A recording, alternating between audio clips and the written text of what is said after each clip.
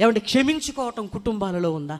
ఒరే క్షమించురా, నేను ఆ మాట అన్నాను అన్నప్పుడు మమకారం నీ మీద పెరుగుతుందని, నాన్న నన్ను క్షమించు. ఒకరినొకరు క్షమించుకునేది లేదండి, సాధించుకునే ఉంది. క్షమించుకుంటే తప్పే ఉంది ప్రియమైన వారలారా?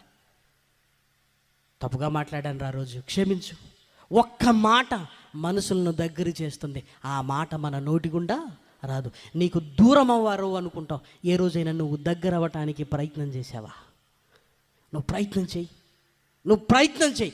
ఒకవైపు ప్రయత్నం చేసి శవాన్ని లేపుతానంటున్నారు శాస్త్రవేత్తలు. వాళ్ళ ప్రయత్నం చూసారా?